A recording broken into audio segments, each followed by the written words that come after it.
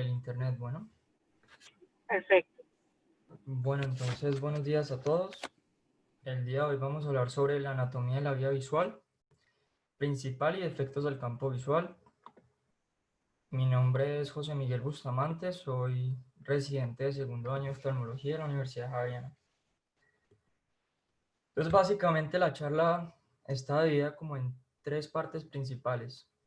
Inicialmente vamos a hablar sobre unas referencias anatómicas y la irrigación, que es muy importante reconocerla porque muchas de las alteraciones de la vía visual son secundarias a una alteración a nivel de la irrigación.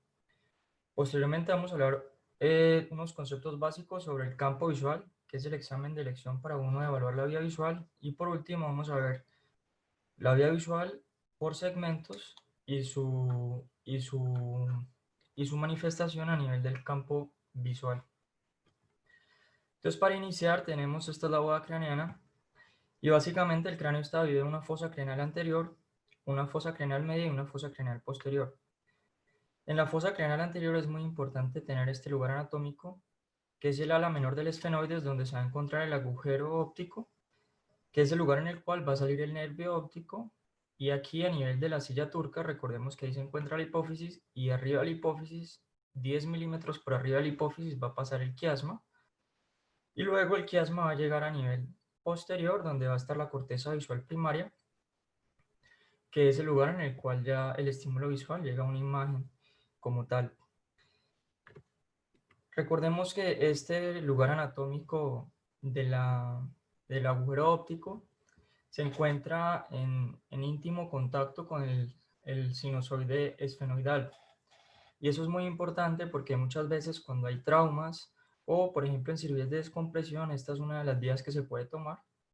Cuando, por ejemplo, tenemos un paciente con una neuropatía óptica traumática, secundario a un golpe o algo, puede haber un compromiso a nivel de esta región.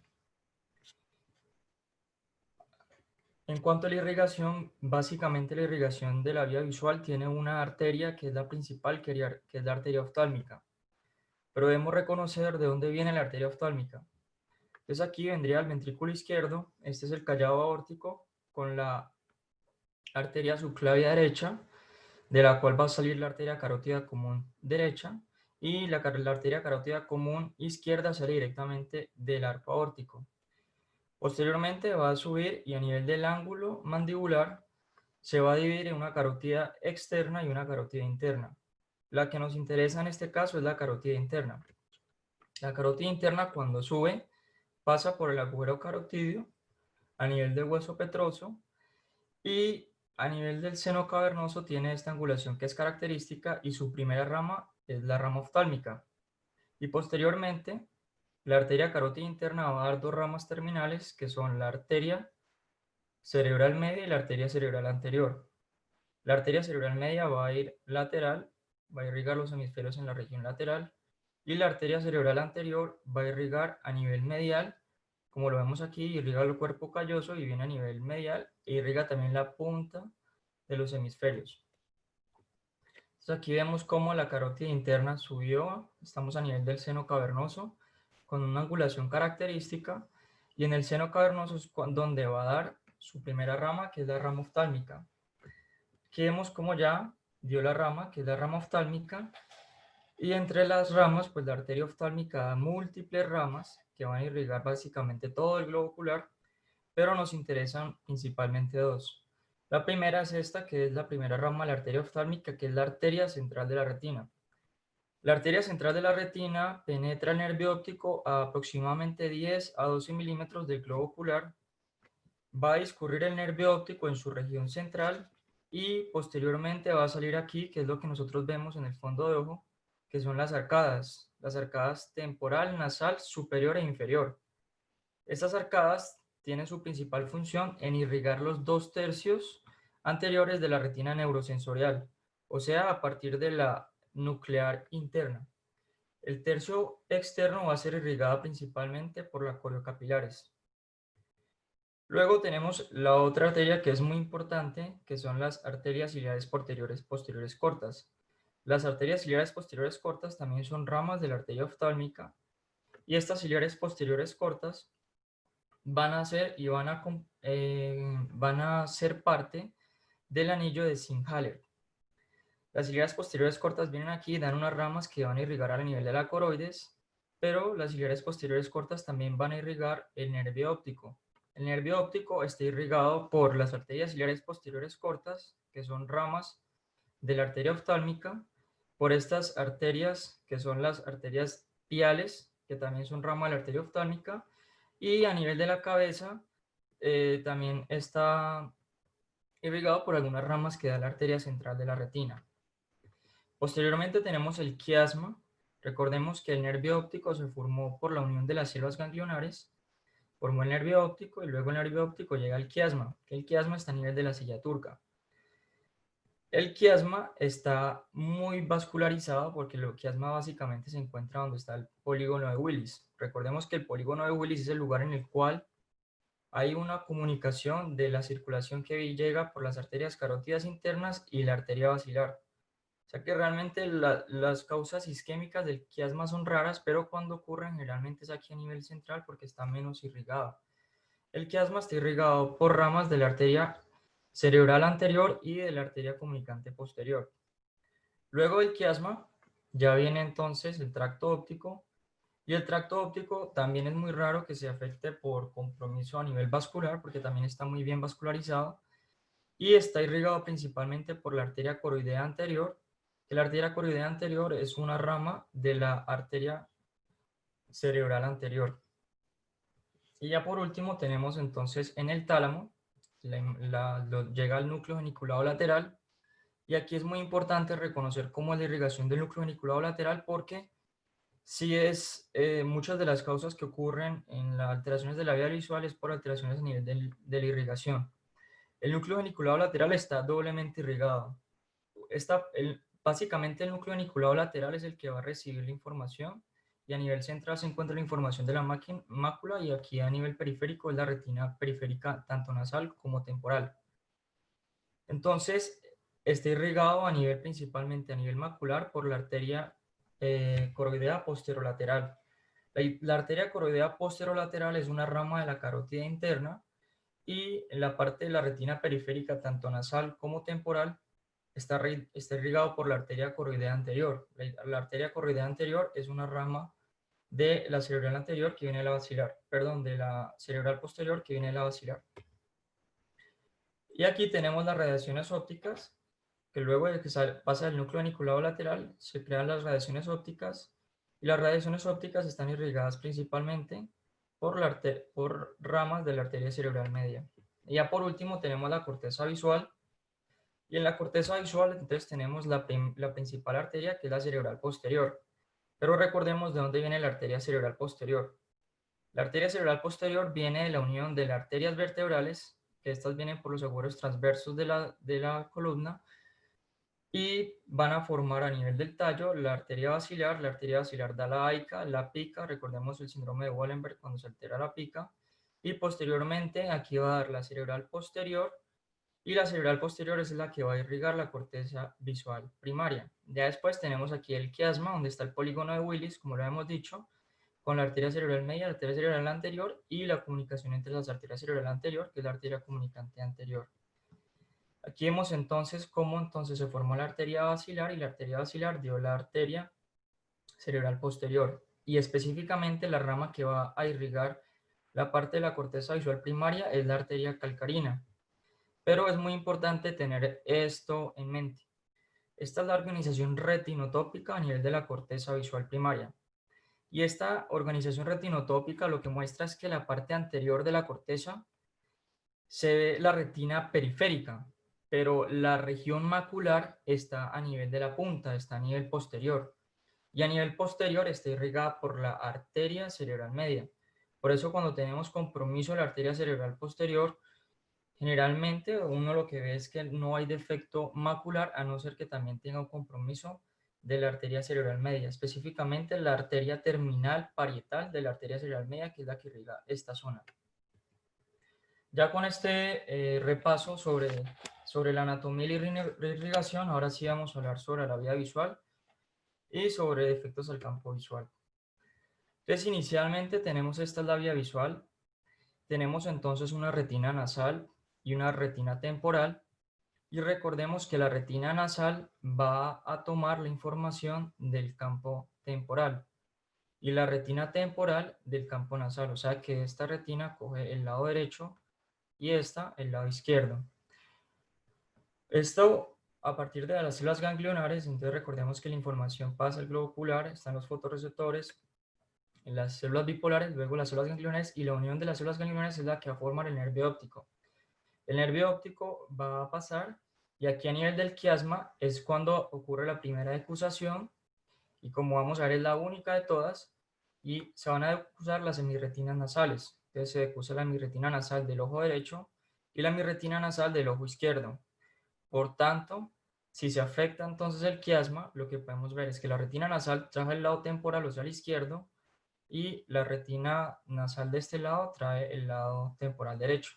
Por eso, si se afecta el quiasma, uno lo denomina hemianopsia heterónima. ¿Por qué? Heterónima es porque es lados contrarios. Aquí es el lado izquierdo y aquí el lado derecho. Entonces sería una hemianopsia heterónima y están a nivel temporal, o sea que es bitemporal.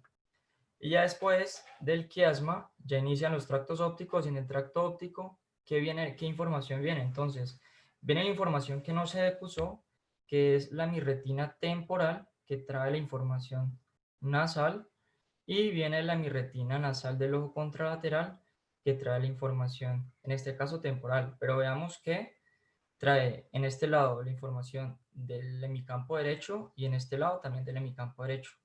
Por tanto, todas las lesiones que ocurren después del quiasma son homónimas. Sería una hemianopsia homónima y en este caso sería contralateral a la lesión. Entonces sería en este caso una lesión izquierda, una hemianopsia homónima derecha, o sea, afecta el hemicampo derecho.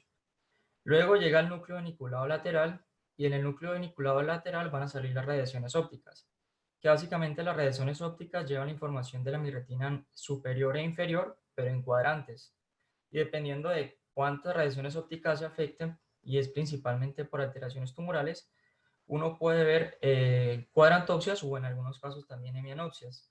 Entonces recordemos que las radiaciones ópticas viajan por la radiación óptica superior, lleva la información de la retina superior y la lleva por arriba, o sea que por arriba está el hemisferio parietal y va a llegar a nivel de la corteza visual primaria por encima de la cisura calcarina.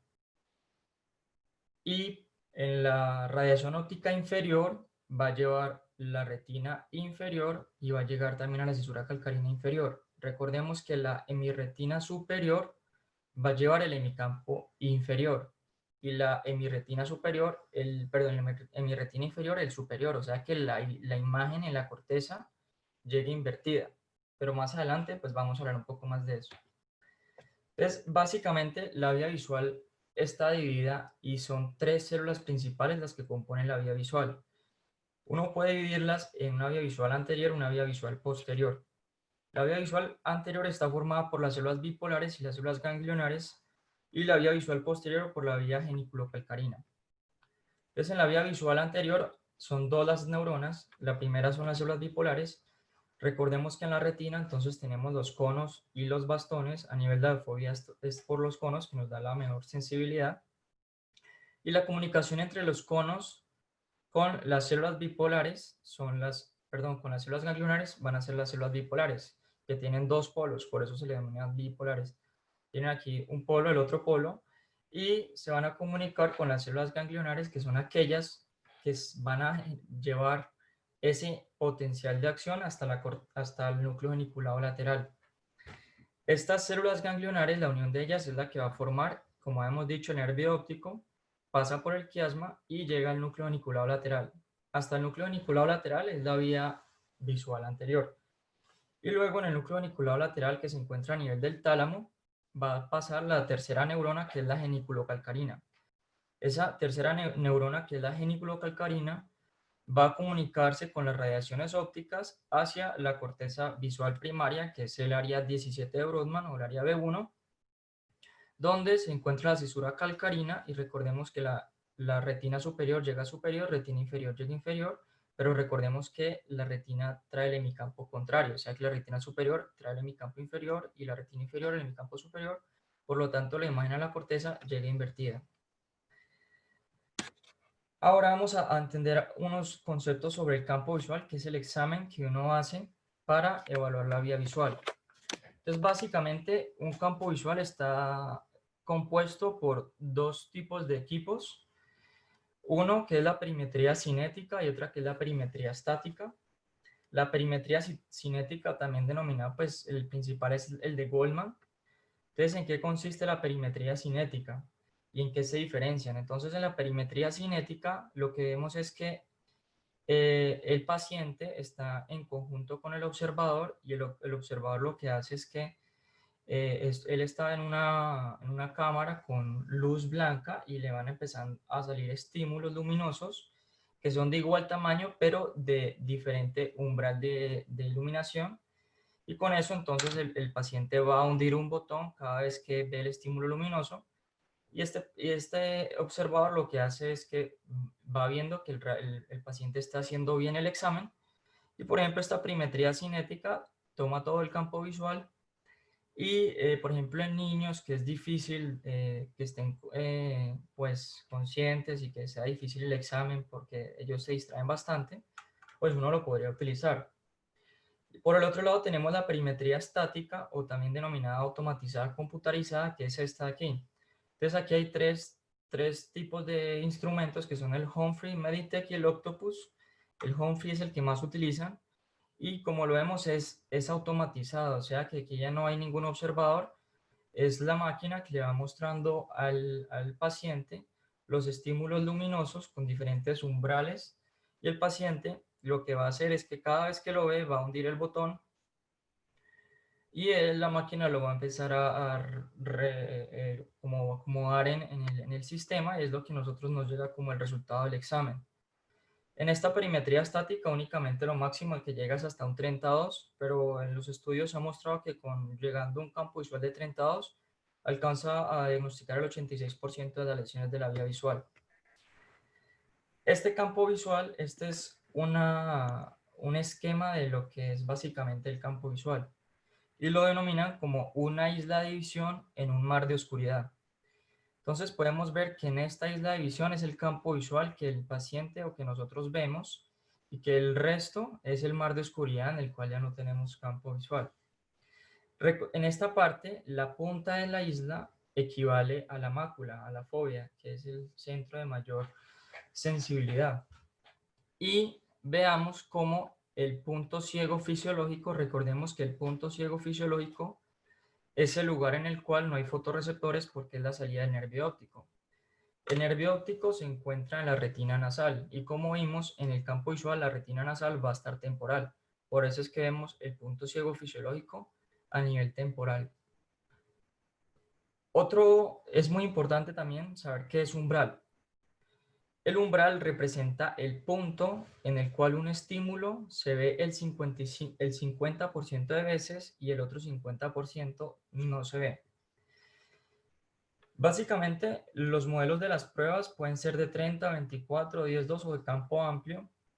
¿Y eso en qué va el 30, 24 y el 10? Básicamente es a partir de la mácula, que es el centro, 30 grados a la periferia, 24 o 10. Entonces, en el 30 es 30 grados centrales de la retina, toma 76 puntos, 6 grados entre los puntos con un tiempo de 9 a 10 minutos.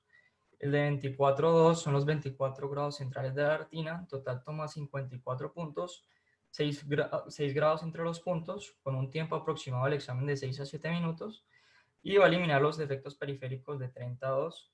Y por último tenemos el 10,2, que son los 10 grados centrales de la retina, en total son 68 puntos, con 2 grados entre los puntos, y no incluye la mancha ciega. El 32 principalmente lo usamos para el glaucoma, patologías neurológicas, patologías palpebrales o alteraciones periféricas retinianas. El 24,2 para el glaucoma, patología neurológica o patología palpebral. Y el 10,2 para aquellos pacientes con glaucoma avanzado, patología neurológica, toxicidad por drogas, una patología macular. Por otro lado tenemos esta, que es el campo amplio, donde toma todo el campo. Y entonces toma 120 puntos, 55 grados, y va a identificar los defectos fuera de los 30 grados centrales. Es una muy buena prueba de tamizaje. ¿Por qué? Porque toma todos los puntos, por lo cual es altamente sensible, pero el problema es que El paciente tiene que estar todo el tiempo muy alerta y muy consciente y la prueba puede durar un poco más y a veces pues la especificidad, ¿no? Si no se hace un buen examen, pues puede disminuir. Principalmente lo utilizamos para aquellos pacientes con daño neurológico y para hacer una detección de campo completo inicial. Entonces así es como nos llega a nosotros un examen de campo visual. Recordemos que este es el examen que uno manda a pacientes que uno piensa que tienen alteraciones del campo visual o por ejemplo un glaucoma, etc. Entonces aquí lo primero que uno ve es el nombre, que sea el nombre del paciente y la identificación. Ya luego uno ve qué tipo de prueba es, entonces cogieron una prueba umbral de 24,2 central y lo que uno después ve es el índice de confiabilidad. Entonces en el índice de confiabilidad lo primero es ver las pérdidas de fijación que no deben ser más del 25% y esas pérdidas de fijación ¿por qué ocurren? Eso ocurre porque muchas veces le ponen al paciente un estímulo en donde es la mancha ciega y el paciente hunde el botón. Ahí hubo una pérdida de fijación, él no debe haber hundido el botón porque ahí, en teoría hay una mancha ciega que es fisiológica. Los errores falsos positivos deben ser pues idealmente lo menor posible, idealmente menor de 15 o 20%. Y esos errores falsos positivos ocurren porque en la máquina muchas veces manda estímulos luminosos o hay veces, perdón, no manda estímulos luminosos, pero manda como un sonido. Y el paciente escucha el sonido, hunde el botón, pero nunca hubo un estímulo luminoso. O sea que ahí hubo un falso positivo. Él creyó que había, pero nunca hubo un estímulo. Y los errores falsos negativos también deben ser igual menos del 15 al 20% y ocurren porque al paciente se le pone un umbral de luz, el paciente lo hunde, lo ve, y luego le ponen un umbral mayor y el paciente no lo hunde. O sea que hay un falso negativo. Si el paciente vio el anterior, debió haber visto un estímulo aún mayor. Luego tenemos entonces el mapa numérico que lo que hace es el equivalente del umbral de lo que el paciente ve dependiendo pues del examen y qué parte de la retina está viendo es el valor umbral, pero generalmente es a partir de 30. Y ese mapa numérico uno lo ve aquí en el mapa de escala de grises, en la cual uno puede ver cómo está el defecto del campo visual del paciente. Este nos sirve mucho para ver los defectos neurológicos, porque como vamos a ver más adelante, están las semianopsias, las cuadrantopsias, los escotomas, y vemos este, que es un escotoma fisiológico, que está temporal, porque recordemos que el campo visual es contralateral a la ubicación en la retina. El nervio óptico se encuentra en la retina nasal, en la nasal y un poco superior y por eso lo vemos inferior y temporal. Luego tenemos estas pruebas de mi campo para glaucoma índice de globales, pero para entender eso debemos saber qué es la desviación total. La desviación total es que se pasa el umbral y los resultados del paciente y se compara los resultados con personas de la misma edad y rangos normales para esas personas. Con eso se saca una desviación total en donde cero es prácticamente como igual, los positivos es que dio aproximadamente más que una persona normal y los negativos es que ha visto menos. Y con esa desviación total tenemos esta desviación modelo. Esa desviación modelo lo que hace es que muestra los puntos específicos en los cuales hay alteración del campo visual. Entonces, por ejemplo, podemos ver que en este caso tenemos aquí que está menos 6 comparado a la población general, aquí hay un punto que está alterado, aquí menos 4, aquí está el otro punto, y aquí está menos 3, que hay otro punto alterado. Esta desviación modelo nos sirve mucho en los pacientes para ver el progreso, por ejemplo, en pacientes con glaucoma. Y esta que es la prueba de mi campo para glaucoma, ¿en qué consiste? La prueba de mi campo para glaucoma lo que es que básicamente el nervio óptico del campo visual es un espejo. Es un espejo y es que la parte superior debe ser exactamente igualita a la parte inferior. Cuando no es similar, pues la prueba de mi campo para glaucoma va a ser alterada y va a mostrar que hay alteraciones o no está dentro de los límites normales. Y ya por último tenemos los índices globales, que los índices globales básicamente es el índice del campo visual que pasa esto a un porcentaje de confiabilidad y de certeza y de qué adecuado está el campo visual, y también nos da la desviación media. Esa desviación media es básicamente la desviación media del paciente comparada a los mismos pacientes que se pasan a decibeles y tienes que ser entre un rango entre más 2 y menos 2 para hacer un rango de normalidad. Luego de ver la normalidad, esto es lo que evalúa el campo visual, que es básicamente, pues los primeros, este es como el campo visual de toda persona. Veamos que a partir de los 60 grados es que tenemos la visión binocular y de los 94 a los 60 es una visión monocular y que la visión en la cual tenemos agudeza visual máxima es pequeña, es 3 a 5 grados centrales. Posteriormente tenemos los 10 grados de la lectura y a medida que vamos viendo hacia la periferia, pues vamos viendo cómo la agudeza visual va disminuyendo. Y esto es lo que evalúa entonces el campo visual. Ahora sí vamos a hablar sobre los defectos de la visual por segmentos. Entonces, los defectos por segmentos básicamente es cómo vamos a ver que puede haber alteraciones desde el globo ocular hasta la corteza calcarina que me pueden generar alteraciones en el campo visual del paciente. Entonces vamos a hablar de cada uno. El primero es el globo ocular. Cualquier paciente con medios ópticos que no sean transparentes, no sea una leucoma corneal que tenga alteraciones en la cámara anterior, una catarata, va a ser que la imagen no llega adecuadamente a la retina y en este caso pues el paciente va a tener una alteración en la vía visual. También recordemos cómo la función del cristalino es similar a la función que nosotros tenemos con los lentes de 90, 78 y 20, lo que hace es que invierte y revierte la imagen con la cual llega la fobia. Y así como llega la imagen a la fobia, va a llegar a la corteza. Si la corteza no revertiera la imagen, así es como realmente nosotros veríamos. Posteriormente tenemos entonces la retina. Cualquier alteración en la retina también me va a generar defectos a nivel del campo visual. Y en la retina, básicamente lo principal es recordar los conos y los bastones, que van a ser las células encargadas de pasar los rayos de luz y estímulo visual a un potencial de acción, el cual va a viajar por las células bipolares y van a llegar a las células ganglionares, en donde las uniones de las células ganglionares, aquí podemos ver la imagen, la unión de las células ganglionares van a formar el nervio óptico. Hay más de 16 tipos de células ganglionares, pero básicamente las que más se conocen son las magnocelulares y las parvocelulares. Las magnocelulares nos van a dar principalmente la información del movimiento y las parvocelulares van a dar la información de los objetos finos, la forma, tamaño, color, etc. Posteriormente, ya la unión de las células ganglionares van a pasar a donde tenemos la mancha ciega fisiológica. Recordemos que es la mancha ciega fisiológica porque no hay conos ni bastones y van a llegar y van a formar el nervio óptico. Entonces el nervio óptico está formado por haces de células ganglionares que van a estar subdivididos por estos que son tabiques que vienen de la pía madre, en aproximadamente 600 haces por cada tabique. Este nervio óptico entonces hace parte de una continuación del sistema nervioso central y está envuelto por las, la pía madre, la aracnoides y la dura madre. Y luego de que sale el nervio óptico está mielinizado por oligodendrocitos. Recordemos que los oligodendrocitos son los que van a producir la mielina a nivel del sistema nervioso central y son las células de Schwann a nivel periférico. Por eso es que muchas veces hay defectos desmielizantes de nervio óptico donde se comprometen estos oligodendrocitos.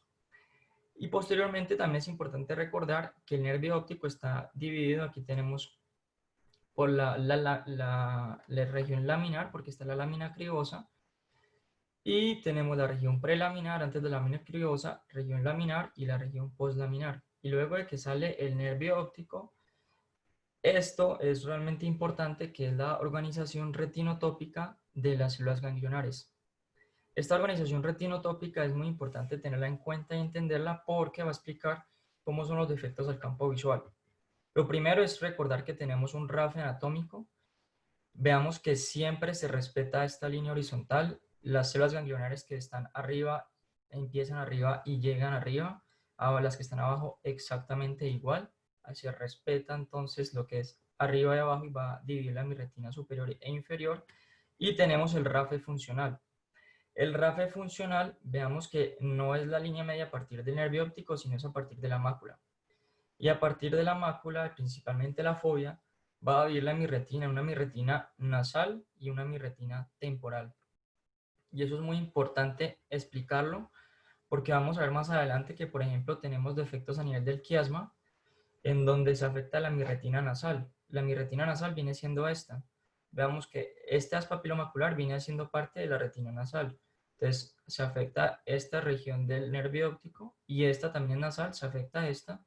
Y por eso uno en el fondo de los pacientes con unas lesiones quiasmáticas puede ver defectos en banda. Aquí vemos entonces los tipos de capas de fibras y los haces. El principal es el haz papilomacular, que como lo dice el nombre va a llevar la información de la mácula a la papila, a la región temporal de la papila. Entonces veamos que el haz papilomacular es el más grande y va a llegar a la región temporal del nervio óptico, por lo cual si vemos alteraciones en la excavación del nervio óptico a nivel temporal, puede ser por una alteración a nivel del haz papilomacular. Luego tenemos los haces arciformes, que toma su nombre porque parece un arco. Tomo un arco aquí y es arciforme, ¿por qué? Porque la retina temporal no puede llegar directamente, sino que tiene que hacer un arco, porque no puede pasar por el haz papilomacular. Entonces hace un arco y llega a nivel superior e inferior, o sea que la retina temporal va a llegar superior e inferior, y por último tenemos los haces radiados que generan un radio, y ese haz radiado va a llegar a la parte nasal del nervio óptico. Todo esto es importante tenerlo en cuenta porque los defectos del campo visual y la excavación, uno como la vea, puede ser secundario a un defecto de las capas de fibras nerviosas. Recordemos que, por ejemplo, un daño de una fibra nerviosa a este nivel se va a traducir aquí en este nivel, a nivel del nervio óptico.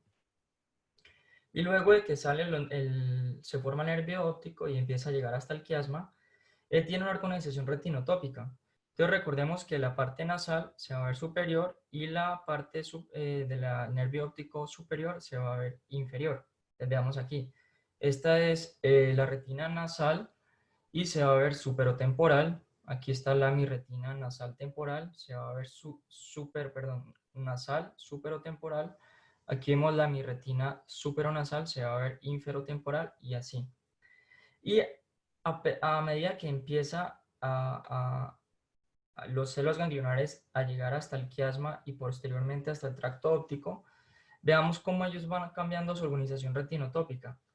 Lo importante aquí recordar y ver es que como la retina superior va a quedar superior, la retina inferior se va a encontrar inferior y la mácula va a pasar de una posición centrocecal a una región central. Y eso es muy importante porque dependiendo, por ejemplo, un tumor o un aneurisma donde haga compresión, se van a afectar las fibras, ya sea retina superior, retina inferior o mácula. Por tanto, entonces los defectos del nervio óptico básicamente son tres tipos. Un defecto central, en el cual se compromete principalmente la región de la mácula, pero no compromete la mancha ciega fisiológica. La centrocecal, en donde ya compromete también, llega hasta la mancha ciega fisiológica. Y la paracentral, en donde está comprometiendo en la periferia del nervio óptico. Entonces aquí tenemos el primero, que es el escotoma central. El escotoma central puede ser uni o bilateral y puede ser por un compromiso ya sea a nivel vulvar o retrovulvar. Y característicamente entonces podemos ver aquí cómo es un escotoma completo, pero no siempre es, eso depende del tipo de compresión. Inicialmente inicia con un escotoma central que no compromete la mancha ciega fisiológica, pero va aumentando el tamaño. Y entre las principales causas son los pacientes, por ejemplo, con neuritis, una neuritis óptica, por ejemplo, por una esclerosis múltiple, o etiología vascular o compresiva que comprometa como tal el nervio óptico. Es muy característico en estos casos ver un defecto pupilar aferente relativo, y es porque no se está llevando el reflejo aferente del segundo par porque está comprometido. Entonces aquí podemos ver el defecto pupilar aferente relativo. Entonces veamos cómo se le ilumina el ojo izquierdo, si contrae la luz, pero se le ilumina el ojo derecho y ninguna de las dos contrae, o sea que este segundo par no está llevando la señal. O sea que tiene un defecto pupilar aferente relativo del ojo derecho. Aquí tenemos un caso de una neuritis óptica. Entonces veamos cómo inicialmente en la neuritis óptica lo primero que uno ve es la excavación, perdón, uno ve la papilitis, uno ve que entonces tiene unos bordes que no son definidos, con los vasos dilatados, se pierde la excavación, el campo visual realmente entonces parece que estuviera haciendo un escotoma completo, parece que todavía no ha comprometido los haces fibronasales, inferonasales, porque tiene persistencia del cuadrante superotemporal, y podemos ver como en la imagen de T1 tiene hipercaptación del nervio óptico, y aquí podemos ver los defectos en la mielinización, por lo cual el paciente se le hizo un diagnóstico de una neuritis óptica secundaria a una esclerosis múltiple. Este es el otro tipo de defecto, que es el defecto altitudinal del nervio óptico. Este defecto altitudinal se asocia a isquemia. En este defecto altitudinal lo que se hace es que se pierde el rodete y se va a observar una palidez del nervio óptico al lado contralateral de la lesión. Entonces veamos cómo aquí se pierde el rodete inferior y vamos a ver este defecto altitudinal en el hemicampo superior. Como hemos dicho, el defecto altitudinal principalmente se asocia a isquemia y entre las principales causas está el glaucoma normotensional, que se asocia también a isquemia y picos hipotensivos en la noche, y a la neuropatía óptica isquémica anterior. Entonces aquí vemos un caso de una neuropatía óptica isquémica en el ojo izquierdo, en donde inicialmente el paciente tenía unos bordes borrados con la excavación, se pierde la excavación, también tenía dilatación vascular, pero podemos ver cómo a medida que pasó el tiempo, hubo una atrofia de esas células ganglionares y específicamente una atrofia a nivel superior. Por tanto, se le pidió el campo visual y hubo un compromiso del hemicampo inferior. Ya después, la pregunta es, ¿por qué estos pacientes tienen un defecto altitudinal si el nervio óptico está irrigado por un anillo de Singer-Haller que en teoría le da todo el círculo? Recordemos que el anillo de Singer-Haller se formaba por la unión de las arterias, ramas de las arterias de las piales, las ramas de la arteria, eh, estoy hablando muy rápido, qué pena, por las ramas, Ciliares superiores. exacto, por las ciliares posteriores, las piales, tenemos la arteria ciliares posteriores cortas y tenemos la arteria central de la retina. Estas tres, en teoría, uno decía, bueno, forman todo el anillo de Singer-Haller. Pero ¿qué se ha visto? Que realmente con esta, que es la biomicroscopía electrónica, son dos semicírculos. Entonces es un hemicírculo que es por las ciliares posteriores cortas, que forman el hemicírculo superior, y otras que son por las ciliares posteriores cortas del otro lado, que forman el hemicírculo inferior. Por eso es que dependiendo de cuál se afecte, los pacientes tienen defectos altitudinales y es de etiología isquémica. Y el otro tipo de lesión es un defecto paracentral o periférico, en donde el defecto paracentral o periférico depende de dónde sea el compromiso nervio óptico. Generalmente se asocia a una etiología vascular, una etiología compresiva, y aquí tenemos, por ejemplo, un paciente con un quiste aracnoidea temporal izquierda. Entonces, si tiene un compromiso temporal izquierdo, entonces tendría un compromiso paracentral y sería entonces inferonasal a nivel del hemicampo derecho. Luego tenemos escotomas bizarros, que son escotomas unilaterales. Y esos escotomas bizarros lo dice el nombre porque son difíciles de diagnosticar, porque se parecen a todo y depende de dónde sea la lesión, es la clínica que va a generar el paciente. Este cuadro generalmente se asocia a etiología vascular o compresiva. Por ejemplo, aquí tenemos un paciente con un aneurisma lobulado de la carótida interna a nivel supracavernoso derecho. Recordemos entonces cómo la carótida interna hizo el doblez y a nivel supracavernoso de la arteria oftálmica hubo un aneurisma de la región supracavernosa y podemos ver aquí el defecto. Entonces, si uno ve este defecto, al principio uno dice, bueno, puede ser una mianopsia heterónima y temporal, pero uno ve el otro ojo, no está afectado, o sea que el quiasma está bien. Lo otro que uno ve es que generalmente los defectos de nervio óptico son unilaterales. Entonces aquí es un defecto unilateral. Y principalmente está comprometiendo la hemirretina nasal porque vemos que tiene un defecto temporal. Y en este caso es un poco más difícil porque uno podría decir que también puede parecerse a un glaucoma. Y lo importante en este caso también es la historia clínica del paciente, cómo son los síntomas, cómo está el nervio óptico, porque muchas veces el examen no es el diagnóstico, sino que también hay que ver la clínica y los síntomas y signos que damos al examen físico. Posteriormente tenemos el quiasma. Recordemos que en el quiasma, como hemos dicho, es la acusación de la mirretina nasal, que es el 53% de la mirretina nasal. Estas fibras que se acusan, habíamos dicho que traen el hemicampo temporal del ojo izquierdo y temporal del ojo derecho. Esto es izquierdo, esto sería derecho, o sea que sería una mianopsia heterónima, porque son lados contrarios, bitemporal. Pero ¿por qué es importante el quiasma? El quiasma es muy importante por todas las estructuras que se encuentran dentro del seno cavernoso. Recordemos que en el seno cavernoso se encuentra la hipófisis, se encuentra la carótida interna, tercero, cuarto, sexto, la primera, segunda rama del trigémino, y el seno cavernoso y adicionalmente por encima de la hipófisis va a pasar el quiasma. Aproximadamente a cuánta distancia hay de la hipófisis el quiasma, aproximadamente 1 centímetro, o sea 10 milímetros. Necesita un crecimiento de 10 milímetros de hipófisis para comprometer el quiasma y es ahí cuando vamos a ver los defectos a nivel del campo visual. Básicamente el quiasma me genera dos tipos de lesiones a nivel del campo visual. La primera, que es la que hemos dicho, es la mianopsia heterónima, pero la otra es el escotoma de la unión. Entonces, entre las principales causas de la lesión del quiasma está el principal, que es el adenoma hipofisiario, pero hay otras causas como el tumor del nervio óptico, meningioma, aneurisma, las lesiones inflamatorias y trastornos vasculares como una apoplejía hipofisiaria, un síndrome de Sheehan, etc. O un tulosojón, entre otros.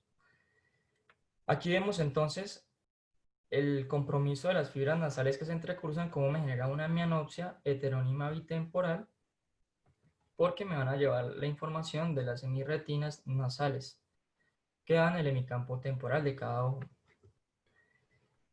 Este es un caso de un adenoma hipofisiario. Podemos ver cómo el adenoma fue creciendo y empezó a comprometer el quiasma.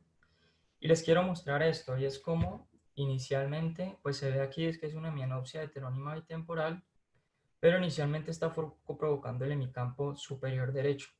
Eso quiere decir que muy probablemente, como está comprometiendo la región inferior, está comprometiendo la región inferior del nervio óptico y por eso se está afectando primero esta región y luego probablemente ya después de que vaya creciendo se va a ver específicamente la lesión del quiasma como una mianopsia heterónima temporal. Pero esto lo vamos a entender con esta imagen. En el quiasma, como hemos dicho, dependiendo de dónde sea la compresión, va a ser los defectos al campo visual. Recordemos que por debajo va a estar la retina inferior. Por eso si se compromete el quiasma por debajo, inicialmente se va a ver un compromiso superior. Y ya cuando se comprometa toda la región del quiasma, o sea, se comprometan todas las fibras nasales, sí se va a ver el compromiso heterónimo y temporal. Lo mismo ocurre si la compresión es por arriba. Arriba van las fibras superiores, si se compromete arriba, inicialmente se va a ver como una cuadrantopsia inferior, pero a medida que va creciendo va a generar la famosa hemianopsia heterónima bitemporal. Y recordemos que a nivel central se pasa la mácula. Si uno tiene un compromiso central, únicamente central, va a haber una hemianopsia macular bitemporal, porque trae la información de la hemirretina nasal, de la mácula, o sea que va a haber un compromiso temporal de la mácula.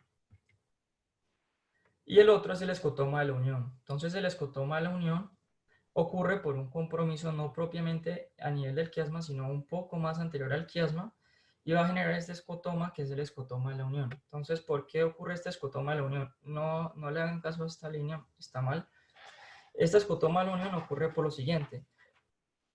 Ocurre por el concepto de la rodilla de Wilbrandt. ¿En qué consiste? Entonces consiste básicamente en que la retina inferonasal va a subir un poco hacia el nervio contralateral y luego sí va a pasar hacia el lado donde debe ir. Básicamente es como si se perdiera un poco y luego ya tomara su camino, pero como se perdió la región inferonasal y aquí hubo una lesión, entonces se pierden esas la retina, en mi retina inferonasal y por eso voy a ver un daño a nivel superotemporal del ojo contralateral y en el ojo donde está la lesión podemos ver el escotoma completo.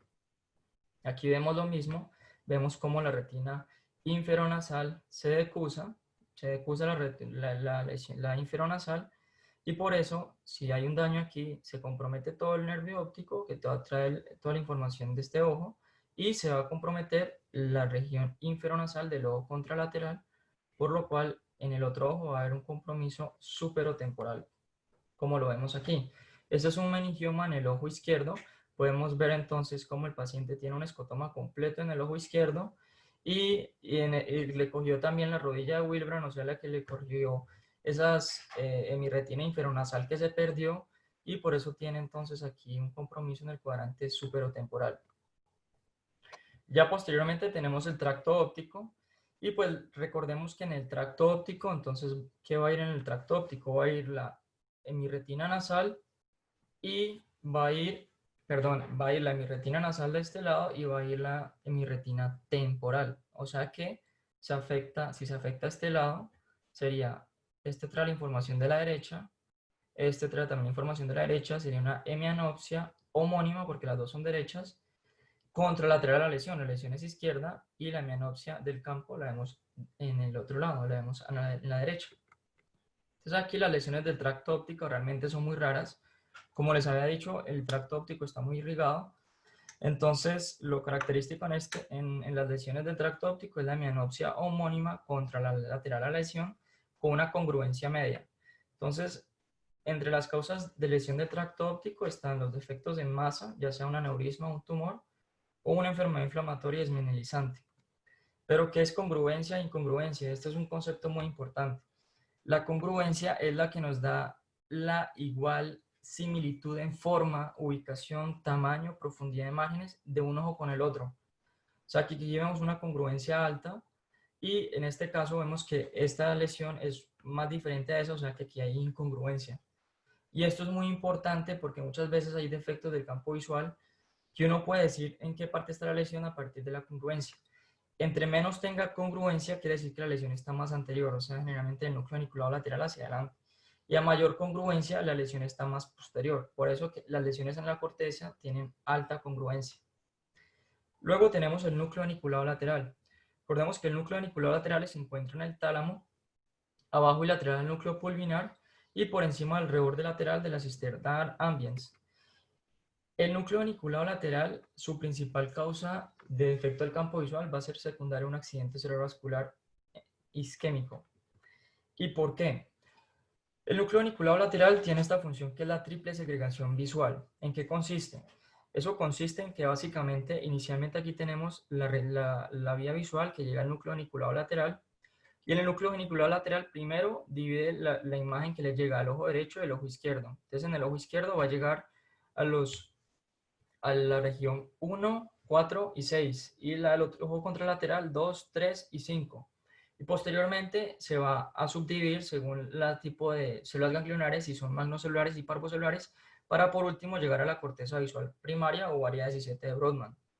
Y lo otro que es muy importante, como lo hemos dicho, es su ubicación a nivel de retinotópica. El área macular en el núcleo aniculado lateral va a estar central y el área de la retina periférica va a ser lateral. Aquí vemos la retina medial y lateral. ¿Y eso por qué es importante? Eso es importante por los defectos que genera el núcleo aniculado lateral. El núcleo aniculado lateral genera unos defectos que se denominan sectoranopias homónimas con una congruencia media alta, en donde está primero el defecto en cuña, que vemos que es homónimo y contralateral a la lesión, y el defecto en boca de pescado. ¿Pero por qué ocurren estos defectos? Estos defectos ocurren es por la irrigación. Entonces, como hemos dicho, el núcleo aniculado lateral tiene doble irrigación. Por un lado tenemos la irrigación por la arteria coroidea posterolateral, que es una rama de la carótida interna, y por el otro lado tenemos la arteria coroidea anterior, que es una rama de la cerebral posterior. Veamos que esta va a dar la región periférica a la retina y esta es la que da la región central. Entonces, el defecto en cuña ocurre por un ACV isquémico a nivel de la posterolateral. Cuando hay un compromiso de la posterolateral, vemos que se compromete el área macular y por eso da el defecto en cuño que compromete la mácula. Mientras que si tenemos un compromiso de la arteria coroidea anterior, veamos que la coroidea anterior compromete es la periferia, las retinas periféricas, y por eso aquí vemos la retina periférica comprometida, pero la mácula está sana. Y eso es lo que explica la doble irrigación, que es importante para los defectos del núcleo aniculado lateral.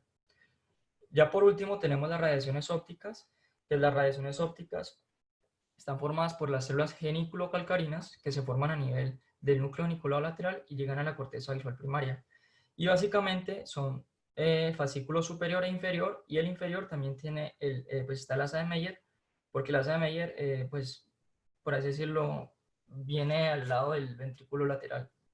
Entonces, como hemos dicho, la radiación óptica superior va a llevar la hemirretina superior y va a pasar por arriba, o sea, por el parietal. Y la radiación óptica inferior trae la retina inferior y va a pasar por el hemisferio temporal, al igual que la asa de Meyer.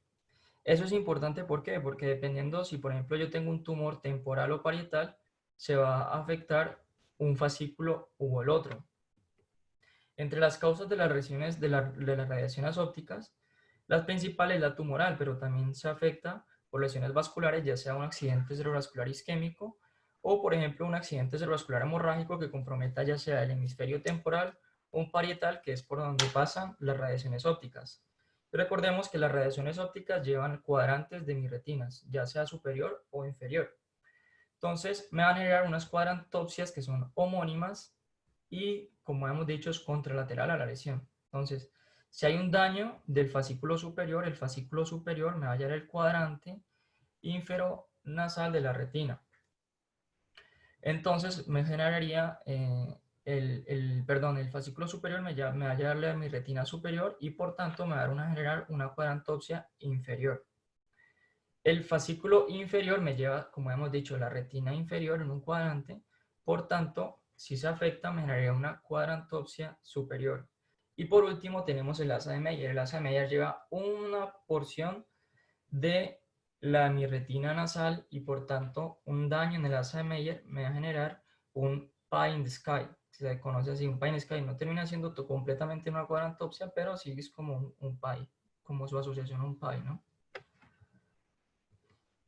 Y por último llegamos a la corteza visual. La corteza visual es el área 17 de Brodmann, donde se encuentra la cisura calcarina, que tiene una organización retinotópica. Eso quiere decir que inicialmente la parte anterior es más la retina periférica y, como hemos dicho, la parte posterior es la región macular. Lo otro que quería mostrarles aquí es cómo la imagen, nosotros la vemos así, pero la imagen está viajando al lado contrario. Luego, esto pues no vamos a hablar porque pues estas son como las funciones ya de segundo orden de la vía visual, que pueden ser tanto temporal o parietal. Aquí como un leve pues recuerdo, dependiendo de qué área se afecte, pues se va a afectar también diferentes tipos de la visión, como es la exploración y descripción general, la visión estereoscópica, la profundidad y la distancia, el color, movimiento y determinación de la posición absoluta, que muchas veces uno lo puede utilizar en el examen para saber qué tipo o hasta dónde llegó el accidente cerebrovascular isquémico. Las lesiones a nivel de la corteza visual primaria me van a generar una menopsia homónima que puede tener o no respeto macular. Entonces, si no tiene respeto macular, uno lo denomina un hemiescotoma central homónimo y es por un compromiso de la arteria cerebral posterior. Perdón, de aquí sería por un compromiso de la arteria cerebral media. Recordemos que la parte macular estaba por la arteria terminal parietal de la arteria cerebral media.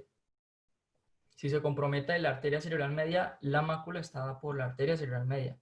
Por eso, si tenemos un hemiescotoma central con compromiso macular, entonces el compromiso es a nivel de la arteria cerebral media. Si tenemos un respeto macular, recordemos que la corteza visual primaria está irrigada por la arteria cerebral posterior, que es rama de la basilar.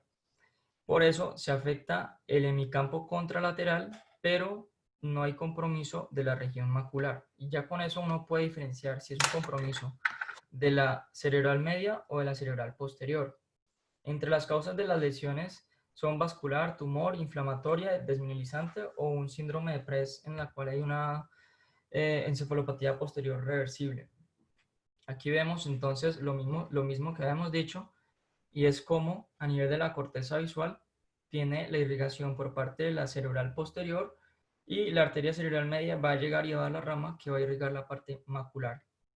Este es un resumen del tipo de lesión y cómo se va a ver en el campo visual. Aquí vemos entonces el tipo de lesión, las causas y los hallazgos al examen físico. Y les quería dar estos tips que son: la primera, los defectos unilaterales son del nervio óptico, pero la bilateralidad no lo descarta. Lo segundo es que los defectos altitudinales unilaterales, pensar en lesión no glaucomatosa del nervio óptico. En aquellos defectos bitemporales son del quiasma. Los defectos homónimos son retroquiasmáticos y son contralateral al lugar de la lesión. A mayor congruencia, la lesión es más posterior y la alteración de la corteza visual primaria no tiene compromiso macular debido a la irrigación por parte de la arteria cerebral media en la región macular.